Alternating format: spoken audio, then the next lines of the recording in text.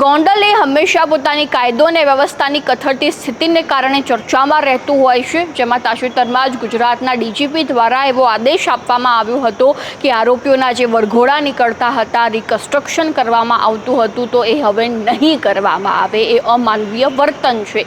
અને હવે એ આદેશ બાદ જે છે તે પોલીસે રિકન્સ્ટ્રક્શન અને વરઘોડા નીકાળવાના બંધ કરી દીધા હતા. પરંતુ ગોંડલમાંથી એક એવા દ્રશ્યો સામે આવ્યા જેમાં તાજેતરમાં જ પોલીસે જે છે તે આરોપીઓનો વરઘોડો કાઢ્યો, રિકન્સ્ટ્રક્શન કર્યું. તો આ રિકન્સ્ટ્રક્શન કેમ કરવામાં આવ્યું તે અંગે વાત કરીશું આજે આ વિડીયોમાં. નમસ્કાર, સ્વાગત છે આપનું ક્રાંતિ માર્ગમાં અને હું છું મિક્ષુ ઠક્કર આપણી સાથે.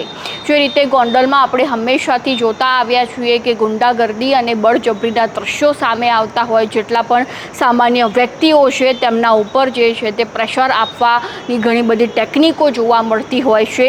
જેમાં થોડા સમય પહેલાં એટલે કે આજથી 2 મહિના પહેલાંની જો વાત કરવામાં આવે તો ગોંડલના નાના બજારમાં એક વેપારી જે છે તે પોતાનો વ્યવસાય કરી રહ્યો હતો. ભાખડીપનાથી જે છે તે દુકાન ચાલી રહી હતી એ વેપારીની, અને તે જ વચ્ચે આજથી 2 મહિના પહેલાં બિટ્ટુ જાડેજા અને તેમના સહિત અન્ય જે છે તે 2 વ્યક્તિઓ એ વેપારીના દુકાને પહોંચે છે અને એ બળજબરીપૂર્વક વેપારીને કહે છે કે તારી દુકાન મને આપી દે.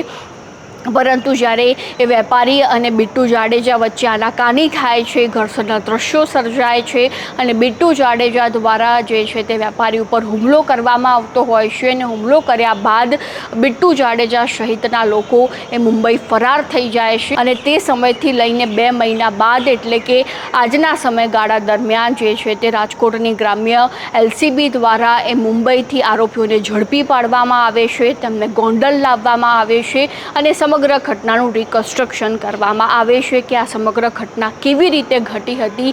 તમને દ્રશ્યો પણ દેખાતા હશે. સૌથી મોટો પ્રશ્ન અહીંયા એ ઉઠી રહ્યો છે કે ગુજરાતના ડીજીપીએ આદેશ કર્યો છે કે તમારે રિકન્સ્ટ્રક્શન નથી કરવાનું, વરઘોડો નથી કાઢવાનો, છતાં પણ પોલીસે રિકન્સ્ટ્રક્શન કેમ કર્યું, તેના પાછળનું મુખ્ય કારણ શું છે, એવા ઘણા પ્રશ્નો જે છે તે ઉદ્ભવી રહ્યા છે. તો જે ગોંડલમાં પોલીસ દ્વારા આરોપીઓનું રિકન્સ્ટ્રક્શન કરવામાં આવ્યું હતું તેના દ્રશ્યો તમે પણ જોઈ.